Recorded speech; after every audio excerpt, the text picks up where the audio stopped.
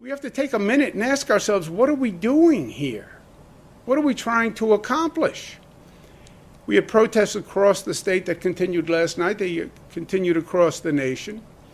Upstate, we worked with the cities very closely. The state police did a great job. We had basically a few scattered arrests upstate New York, but the local governments did a great job. The people did a great job. Law enforcement did a great job. The protesters were responsible. And it wasn't great, but it wasn't bad either, upstate. And I said from day one, I share the outrage, and I stand with the protesters. You look at that video of the killing of an unarmed man, Mr. Floyd. It is horrendous. Horrendous. It's frightening. It perverts everything you believe about this country. It does. And there's no excuse for it. And no right-minded American would make an excuse for it. So protest, yes. Be frustrated, yes. Outraged, yes, of course. And is there a larger problem? Of course. It's not just Mr. Floyd. It goes back, there are 50 cases that are just like Mr. Floyd. We've had them here in New York City. What's the difference between Mr. Floyd and Amadou Diallo or Abner Louima or Eric Garner? What is the difference? What have we learned? Nothing? So yes, we should be outraged. And yes, there's a bigger point to make. It is abuse by police. But it's something worse. It is racism. It is discrimination. It is fundamental inequality and injustice. My father spoke about it in 1984, in a speech called The Tale of Two Cities. People still talk about it. The point of The Tale of Two Cities is there's two Americas, two sets of rules, two sets of outcomes, two sets of expectations. And it's true. It was true then, it's true now. Look at our prisons and tell me there's not inherent injustice in society. Look at public housing. Tell me there's not inherent injustice. Look at what happened with this COVID infection rate nationwide. More African Americans infected, more African Americans dead proportionately than white Americans. Of course, there's chronic institutionalized discrimination. There is no doubt. There is no doubt. And there's no doubt that it's been going on for a long time and people are frustrated and it has to be corrected and it has to be corrected now. And there's no doubt that this nation, as great as it is, has had the continuing sin of discrimination. From before the nation was formed. And it started with slavery, and it has had different faces over the decades, but it is still the same sin. That is true. That is true. So let's use this moment as a moment of change? Yes. When does change come? When the stars align and society focuses and the people focus, and they focus to such an extent that the politicians follow the people. That's when change comes. Well, the leaders lead. Baloney. The people lead. And then the politicians see the people moving, and the politicians run to catch up with the people. How did we pass marriage equality in this state? Giving a new civil right to the LGBTQ community. Because the people said, enough is enough. How can you say only heterosexual people can marry, but the LGBTQ community, they can't marry? How is that constitutional? How is that legal? You have your own preference, God bless you. But how in the law do you discriminate between two classes of people? We passed marriage equality. After the Sandy Hook massacre, all those years we tried to pass common sense gun safety. Do you really need an assault weapon to kill a deer? But then the Sandy Hook massacre happened, and the people said, enough. You're killing children, young children in schools with an assault weapon in the Sandy Hook massacre? Enough.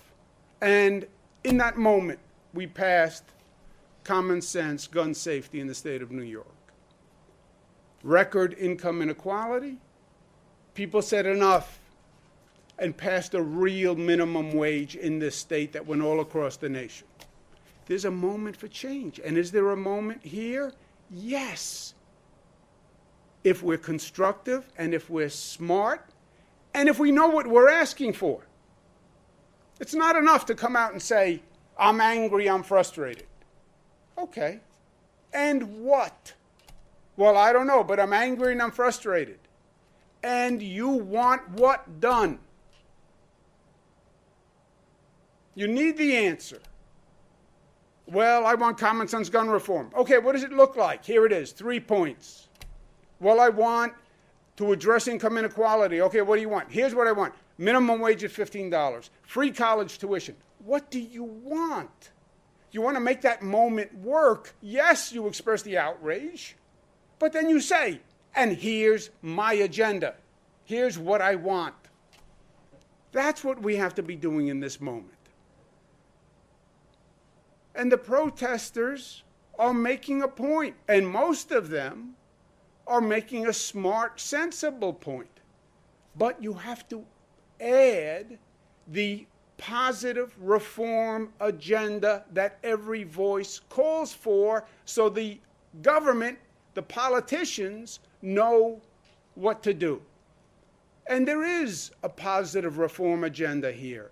There should be a national ban on excessive force by police officers. There should be a national ban on chokeholds. Period. There should be independent investigations of police abuse. When you have the local district attorney doing the investigation, I don't care how good they are. There is the suggestion of a conflict of interest. Why? Because that DA works with that police department every day. And now that prosecutor is going to do the investigation of the police department that they work with every day? Conflict of interest can be real or perceived. How can people believe that the local prosecutor who works with that police department is going to be fair in the investigation? And it shouldn't be state by state. Minnesota Governor Walz put the Attorney General in charge. Good. In this state, I put the Attorney General in charge of investigations where police kill an unarmed person. Good. But it shouldn't be the exception. It should be the rule. There is no self-policing. There's an allegation, independent investigation. Give people comfort that the investigation is real.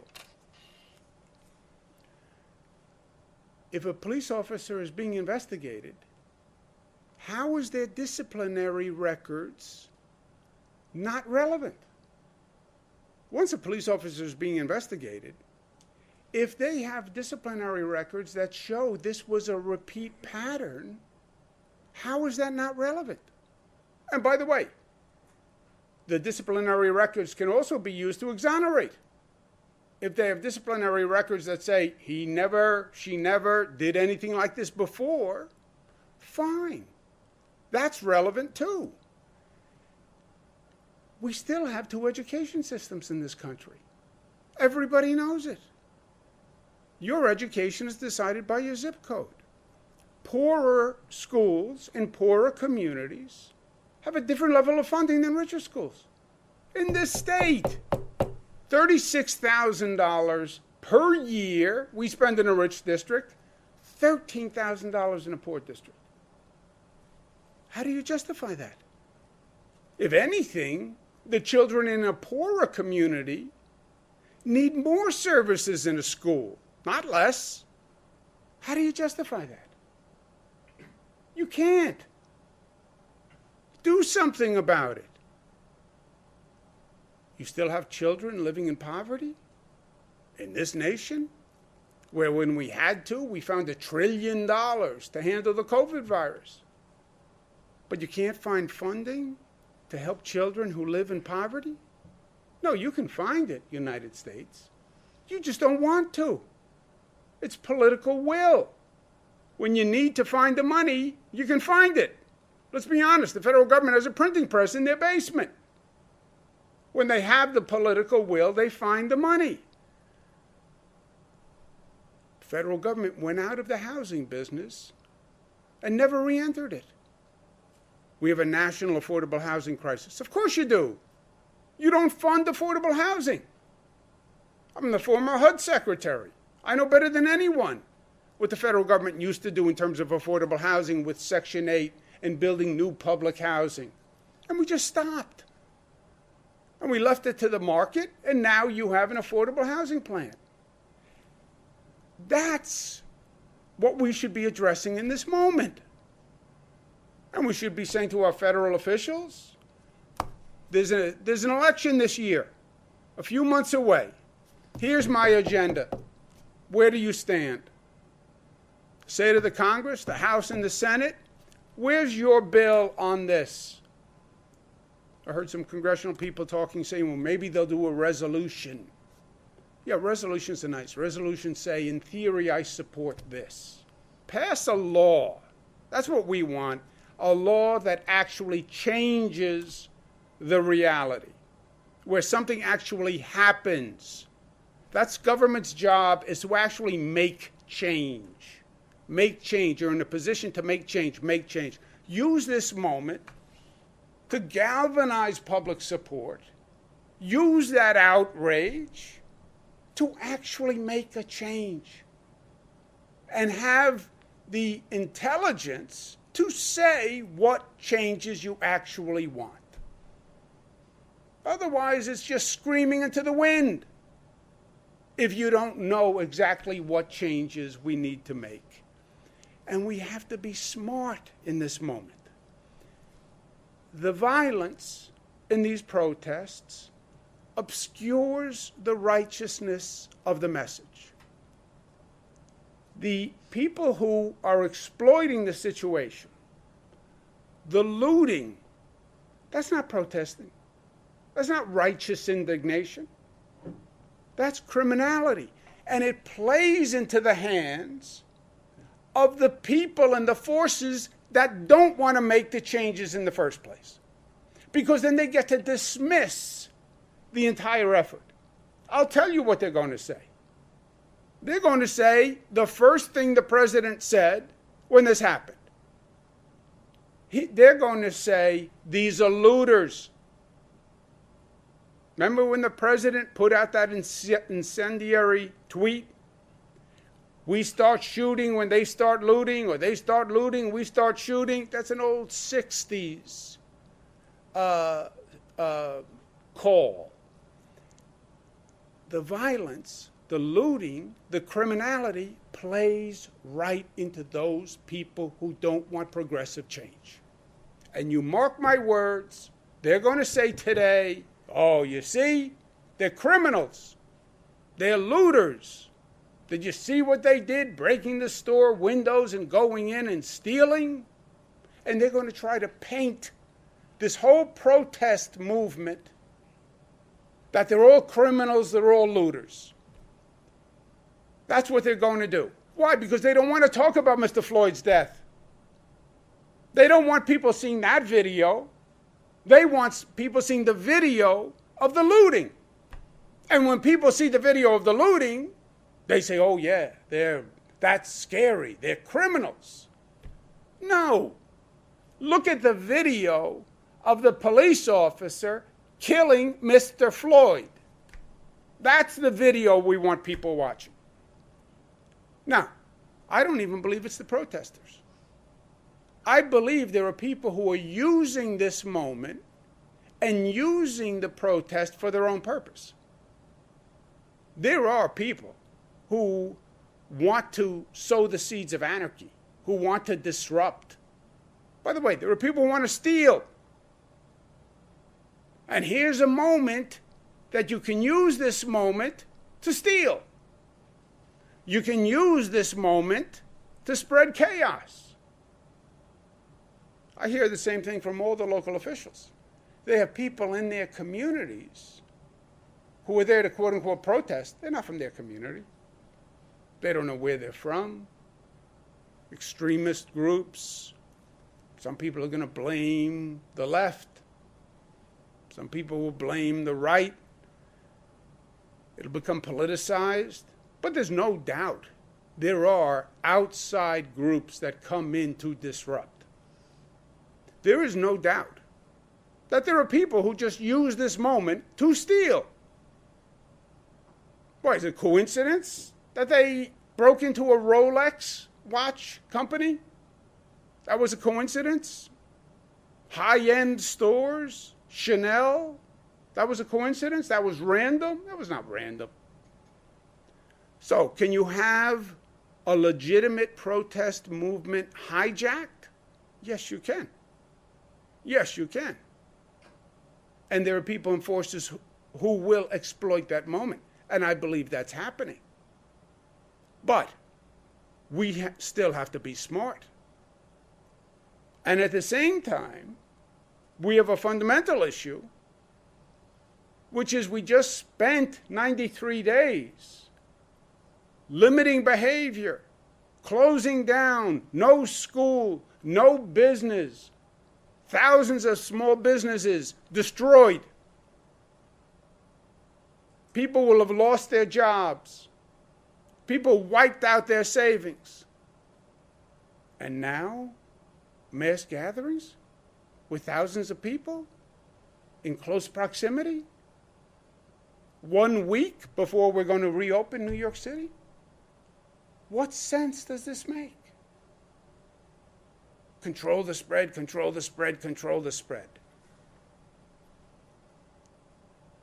We don't even know the consequence for the COVID virus of those mass gatherings. We don't even know. We won't know possibly for weeks the nature of the virus. How many super spreaders were in that crowd? Well, they were mostly young people. How many young people went home and kissed their mother hello, or shook hands with their father, or hugged their father, or their grandfather, or their grandmother, or their brother, or their sister, and spread a virus?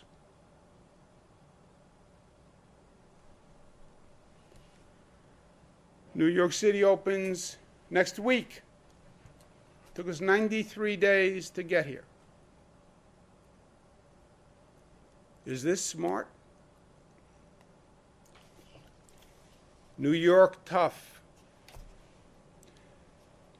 We went from the worst situation to reopening. From the worst situation to 54 deaths in 50 days. We went from the worst situation to reopening in 93 days. We did that because we were New York tough. New York tough was smart. We were smart. We were smart for 93 days. We were united. We were respectful of each other. We were disciplined. Wearing the mask, it's just discipline. It's just discipline. Remembering to put it on, remembering to pick it up, remembering to put it on when you see someone. It's just discipline. But it was also about love. We did it because we love one another. It's what a community is. We love one another. And yes, you can be loving even in New York, even with the New York toughness, even with the New York accent, even with the New York swagger. We're loving. And that's what we've done for 93 days. In a way we've never done it before. Never in my lifetime. Never in my lifetime has this city and this state come together in the way we have. I don't think it ever will again in my lifetime. Now you can say maybe it takes a global pandemic for it to happen. I don't know. I don't know if that's true. And I don't know that the power of what it was like when it came together might not be so beautiful that people want to do it again. Remember when we all acted together during coronavirus and we rallied and we knocked coronavirus on its rear end? Remember when we all wore masks and we all had that hand sanitizer? Remember what we did? Wow. When we come together, we can do anything. And it's true. It's true for a state. It's true for a nation. When you come together and you have one agenda, you can do anything. You want to change society? You want to end the tale of two cities? You want to make it one America? You can do that. Just the way you knocked coronavirus on its rear end. People united can do anything. We showed that. We just showed that the past 93 days. We can end the injustice and the discrimination and the intolerance and the police abuse. We have to be smart. And we have to be smart right now in this state. And we have to be smart tonight in this city. Because this is not advancing a reform agenda. This is not persuading government officials to change. This is not helping end coronavirus. We have to be smart. Questions? Governor, do you think the NYPD tactics have in any way exacerbated tensions here? I think you probably agree things hit a new level with the widespread looting we saw last night. Have you lost confidence in the city's ability to handle this crisis? There's obviously not a communication that's effective between the protesters and the NYPD. Do you need to call in the National Guard, impose a curfew? And secondly, do you think the repeal of 50A will go a long way toward healing? A few things, Zach. First, I think this has been counterproductive for New York City in many ways. We're battling the coronavirus. We had a lot of people who are New York City people move out during this. We're 1 week away from reopening. We're looking to revitalize New York City, get people back, get businesses back. We're going forward. What they saw on TV the past couple of nights is not helpful to that, number one. Number two, in terms of how New York City is handling it, you're right.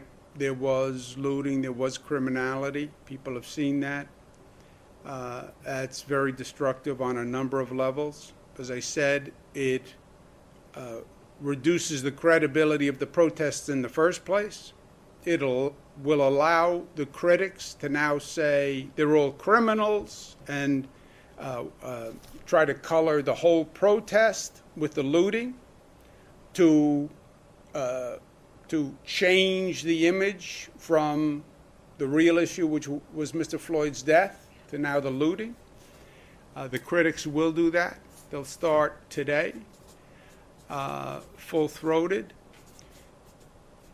We haven't articulated what the protests are about besides just unhappiness, outrage. We haven't said, this is what we want done. Government, this is what we want. Here is the agenda. That's all true. I'm going to be speaking to the mayor today about a curfew. We've done it in other cities. In New York, it has worked better. Curfew is not a silver bullet, by the way. But obviously, last night was not good. So what can we do differently? What can we do better? I'm going to speak to the mayor about a curfew. We have the National Guard on standby. I've told mayors all across the state that I can call out the National Guard. New York City should have enough personnel with the NYPD. It's one of the largest police forces in the country. And it's taxpayers pay a lot of money for the NYPD. I don't know that it's a manpower, person power issue. But if it is, we have the National Guard who are also trained to do this. I think some of the actions of the NYPD have exacerbated the anger. There are videos of some NYPD actions that are very disturbing. There are videos of NYPD cars driving into a crowd that are very disturbing, pulling a mask down off a person to pepper spray them, throwing a woman to the ground. It's on video. It's on video. The looting is on video, yeah. So is NYPD activity on video. I asked the Attorney General for a report. I want that report done 30 days from when I asked her, just 2 days ago. But I'm going to speak to the mayor about, in the meantime, what is the response to those police actions on video, right? Doesn't mean you have to send the police officer out there tomorrow after these actions. I understand we have to review them. I understand the law. If I was just Andrew Cuomo from Queens, it would be simple. I would say that guy should be fired. Drives the car into a crowd, he should be fired. That's what Andrew Cuomo in Queens says. As governor, there's law, there's processes, there's going to be lawsuits. I get it. So the Attorney General review, yes, but doesn't mean you do nothing in the interim. So I'm going to be speaking to the mayor about that. But there's no doubt that this situation has done a lot of damage on a lot of levels and has not advanced the cause of the protesters, which I agree with. I believe, look, you've watched my administration. I am frustrated perpetually by how difficult it is to make changes. I am perpetually frustrated about how hard it is to get that political machine, that governmental machine, to turn. It's like a big freighter coming down the river. And you can take the rudder and turn it all the way to one side. But the freighter has such a mass in and of itself that it just continues on its course and slowly starts to turn. I battle that every day.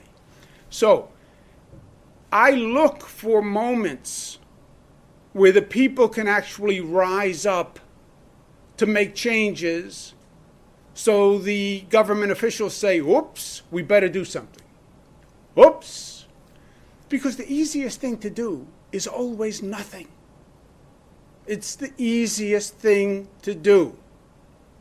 The old expression, the legislator who does nothing wrong, right? Every action on a big problem is controversial. It's easier to do nothing. Then you don't get criticized. And when they say, well, why did you do this? Well, I wanted to, but I couldn't because. So I look for moments to overcome the inertia, to overcome the status quo. Marriage equality, guns, minimum wage. Every one of those things they talked about for decades. But when the people rose up, I was there to use the power of the people. I believe there's a moment here to use the power of the people to get things done. So I said from day one, I'm with them. I am with them. But even that has to be smart, right? You remember how we focused people on passing gun reform. and what the bill actually looked like, right? Because the devil's in the details. You have to write a bill. What do you mean gun reform? What is gun reform to you? Okay, we're mad about Mr. Floyd. We should be. And we're mad about the whole litany. We should be. And here's what we want, XYZ. We have not been effective targeting the popular energy. And we should be. So I'm frustrated at that. And then I believe you're going to have people who don't want change. So they're going to look to distract and discredit this moment. And the looting and those things will play right into their hands. Because this will all become about looters now. This will become, they'll try to make it all about criminality. Which I believe was a perversion of the protest. I believe there were outside people who exploited the opportunity of the protest. Because look, all across the state, we had police officers taking a knee in unity with the protesters. By the way, there is no police officer who's going to defend what happened to Mr. Floyd. They're not. And there is no police officer who doesn't want to have a good relationship with the community. And if there is, they shouldn't be a police officer. It's that simple. But this was just negative. It was not advancing a positive reform agenda. It was bad for the city. It was bad in the efforts to battle COVID. It was bad for our efforts to be ramping up towards the reopening, right? I said last week, this week was about focusing on the hospitals, focusing on the hotspot areas in the outer borough, and start ramping up the MTA for the reopening. Here we are. We're coming back. Celebrate the accomplishment. What a beautiful accomplishment. We don't even appreciate how beautiful it is because we're not really there yet. But when you get on the other side of this, when you start to reopen next week and you look back, we handled the global pandemic in one of the most dense cities that had the highest number of infections, 100 days. And you know, in retrospect, the 100 days doesn't even look that long, right? 3 months. Now, going through it was hell. Get it? I've been in hell. We've all been in hell. But in retrospect, global pandemic, 100 days in this city with this diversity, beautiful.